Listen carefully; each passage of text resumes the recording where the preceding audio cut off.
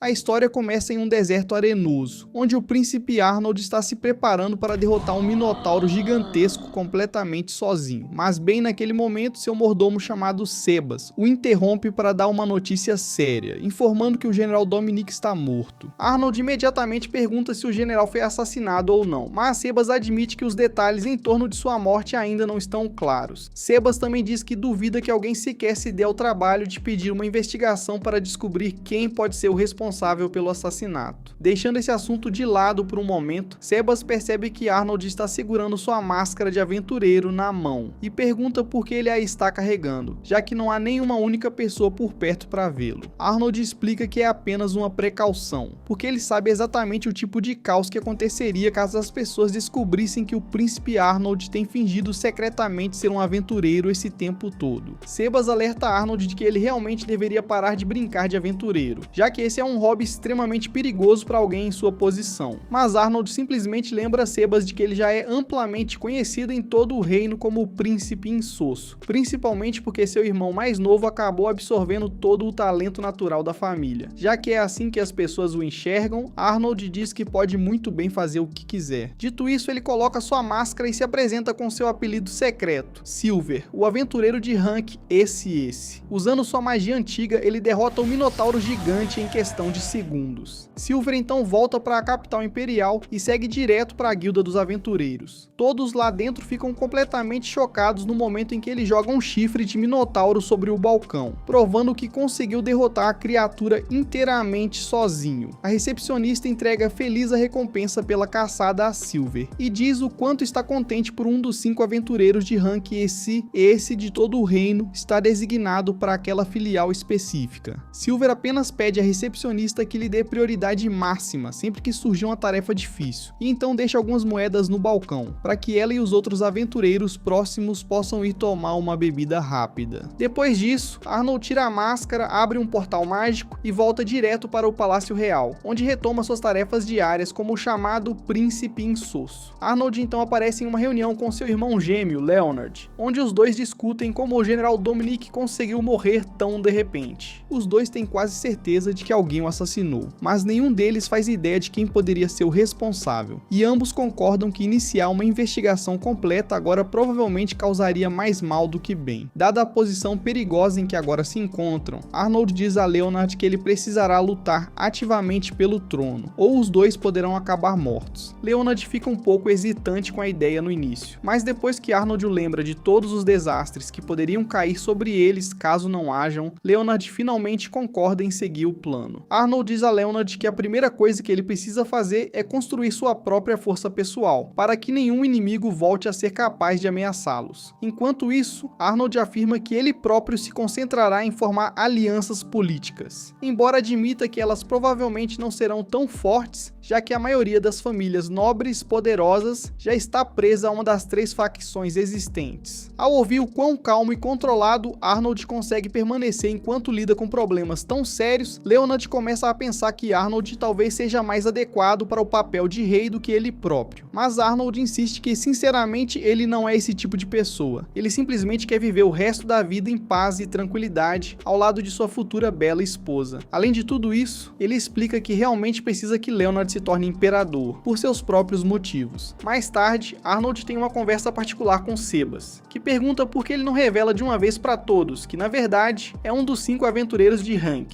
esse. Arnold o lembra de que o uso de magia antiga é considerado um sério tabu entre a nobreza há muitos anos, então revelar esse fato só traria conflitos desnecessários, com os quais ele simplesmente não tem tempo para lidar agora. Se Arnold fosse exposto como Silver, as pessoas também descobririam que ele vem usando magia antiga secretamente esse tempo todo, o que acabaria sendo muito ruim para as chances de Leonard se tornar imperador. Deixando essa preocupação de lado, Arnold então pergunta a Sebas se existe alguma família ducal que não esteja interessada em competir pelo trono no momento. Sebas responde que só existe uma família assim, a família Kleinert. Arnold presume que deve haver algum motivo para eles estarem tão silenciosos em um momento como esse. Sebas explica que isso acontece porque o território deles foi recentemente exposto a um monstro perigoso, furioso, então a família está ocupada demais lidando com essa crise para se preocupar com política. Arnold considera essa ideia de fazer Silver ajudar a família Kleinert a escapar dessa situação perigosa, colocando-os em dívida com ele, mas Sebas não recomenda o plano, já que isso poderia facilmente acabar revelando a conexão secreta entre Arnold e Silver. Porém, Arnold não está nem um pouco preocupado, porque sabe que tudo o que realmente precisa fazer é tomar cuidado. Com isso decidido, ele veste seu traje de aventureiro e se prepara para fazer uma visita ao duque da família Kleinert. Mas antes de sair, Sebas alerta Arnold sobre a filha do duque e sua beleza incomparável, pedindo que ele não se deixe cegar por sua aparência. Arnold apenas diz a Sebas para relaxar, pois ele não é o tipo de pessoa que se deixa levar facilmente por esse tipo de coisa. Em seguida, ele coloca a máscara e abre um portal que o leva diretamente à mansão da família Kleinert. No entanto, um dos filhos do duque dá apenas uma olhada nele e se recusa a acreditar que ele seja o verdadeiro Silver. Silver tenta tirar seu cartão da guilda como prova, mas o filho diz para ele nem se der ao trabalho e exige que saia do local imediatamente. Silver se prepara para partir, mas pouco antes de fazê-lo, consegue ter um breve vislumbre da filha do duque e admite para si mesmo que ela realmente é tão bonita quanto todos dizem. Arnold volta para casa e Sebas se surpreende com a rapidez com que ele já conseguiu retornar. Arnold explica exatamente o que aconteceu durante sua visita e diz que pretende voltar à mansão mais uma vez, mas dessa vez como o príncipe Arnold, em vez de Silver, para que o duque seja forçado a realmente ouvi-lo. 5 dias depois, Arnold chega à mansão dos Kleinert e tem uma conversa particular a sós com o duque. Depois de trocarem os cumprimentos formais de costume, Arnold vai direto ao assunto e diz ao duque que está plenamente ciente do problema com o monstro que atualmente assola seu território. Arnold explica que foi exatamente por isso que ele fez Leonard enviar o lendário aventureiro de Rank, esse Silver, para resolver a situação. E mesmo assim, Arnold diz ao duque que ele ainda se recusou a retribuir essa dívida, apoiando-os na disputa pelo trono. O duque insiste que não fazia absolutamente ideia de que Silver havia visitado sua mansão anteriormente e implora pelo perdão de Arnold, prometendo investigar pessoalmente o assunto. No momento em que o duque sai da sala, um sorriso presunçoso aparece no rosto de Arnold, pois ele percebe que tudo saiu exatamente como planejado. O fato de alguém daquela casa ter expulsado Silver só vai acabar deixando o duque ainda mais em dívida com eles. Arnold reconhece que foi uma jogada suja e manipuladora, mas sinceramente não se importa em manchar um pouco a própria reputação, desde que isso dê um impulso significativo às chances de Leonard. Cerca de 10 minutos depois, o duque volta para a sala, desta vez trazendo seu filho consigo, e pede desculpas profusamente a Arnold, explicando que foi seu próprio filho quem expulsou Silver mais cedo. O filho tenta argumentar que não tinha como saber que o verdadeiro Silver apareceria na mansão deles, mas o duque simplesmente manda que ele fique quieto e pare de piorar ainda mais a situação. O duque então tenta oferecer um de seus filhos a Arnold, como um presente formal de desculpas, mas Arnold recusa sem rodeios, dizendo que não precisa dele nem de seu filho inútil. A única coisa que realmente contaria como um presente de desculpas digno, segundo ele, seria algo que tivesse valor real tanto para ele quanto para seu irmão Leonard. Nesse momento, a filha do duque, Fine, de repente se apresenta e se oferece como presente de desculpas. Ela explica que estava presente quando Silver foi mandado embora, então se considera tão culpada quanto todos os outros envolvidos. Vendo até onde a família está disposta a ir para se redimir, Sebas sugere que Arnold simplesmente deixe todo o incidente passar desta vez. No início, Arnold fica relutante em simplesmente deixar aquilo para lá, pois fazer isso permitiria que o desrespeito daquela família ficasse sem punição. No entanto, depois que Sebas o lembra de que punir os Kleinert severamente não seria algo que Leonard normalmente escolheria fazer e que agir contra essa reputação poderia prejudicar seriamente sua posição, Arnold muda de ideia. Em vez disso, ele pede ao duque que envie alguém imediatamente para localizar Silver, dizendo que falará diretamente com ele sobre o assunto. Algumas horas depois, Arnold e Fine acabam ficando frente a frente com Silver, que deixa bem claro o quanto ainda está furioso por ter sido expulso da mansão 5 dias antes. Embora Silver admita que ainda está disposto a aceitar a missão de extermínio, ele primeiro pergunta a Arnold se já conseguiu garantir um acordo que coloque o duque firmemente ao lado deles. Arnold admite que ainda não fechou o acordo, mas garante que isso acontecerá muito em breve. Ao ouvir isso, Silver volta a chamar Arnold de príncipe insosso, zombando de como ele parece incompetente em comparação com o próprio irmão mais novo. Arnold tenta tranquilizar Silver mais uma vez, dizendo que tudo certamente será resolvido, e chega até a baixar a cabeça diante dele. Isso pega Fine completamente de surpresa, já que é praticamente impensável que um membro da família real se curve diante de alguém que nem sequer é nobre. Ao ver como Arnold está disposto a engolir o orgulho com tanta facilidade, Silver finalmente concorda em aceitar a missão de extermínio do monstro. No entanto, ele lembra Finney de que todos estão contando com o Duke para cumprir sua parte do acordo, pois caso contrário, ele não aceitaria a missão. Depois que a reunião termina, Sebas elogia Arnold por usar magia de ilusão para criar uma imagem falsa e convincente de Silver, chamando todo o plano de pura genialidade. Arnold fica apenas aliviado por tudo ter dado certo, já que Finney agora está completamente convencida de que aquilo que testemunhou era real. Mais tarde, durante a viagem de volta para casa, Finney agradece a Arnold por ter baixado a cabeça diante de Silver em nome dela. Ela admite que no começo esperava que ele fosse alguém cheio de orgulho e arrogância, mas parece que estava enganada a respeito dele. Arnold tenta minimizar tudo, insistindo que só fez aquilo para seu próprio benefício. Mas quando olha para Finney e vê o sorriso brilhante e fofo em seu rosto, isso de repente o faz lembrar de uma memória distante de sua infância, quando observava uma chuva de meteoros junto de sua mãe. Mais tarde naquele dia, Arnold e Sebas estão juntos na montanha, e Sebas pergunta se ver o sorriso de Finney conseguiu reacender aquela mesma sensação de alegria que ele sentia quando era criança. Arnold apenas manda Sebas ficar quieto sobre isso. Depois dessa conversa, Arnold começa a perceber de repente que o deserto ao redor deles está completamente tomado por slimes. Sebas explica que outro grupo de aventureiros foi enviado recentemente para cuidar exatamente daquela área, e eles claramente têm estado bastante ocupados lidando com a infestação. Arnold já consegue perceber que há tantos slimes porque a Slime Mãe continua dando origem a mais deles sem parar, o que significa que o enxame nunca vai acabar, a menos que alguém consiga eliminar a fonte. Arnold imediatamente se transforma em Silver e vai encontrar o grupo de aventureiros, onde é apresentado ao líder deles, um homem chamado Abel. Os membros do grupo reconhecem imediatamente Silver como um dos raros e famosos aventureiros de rank esse.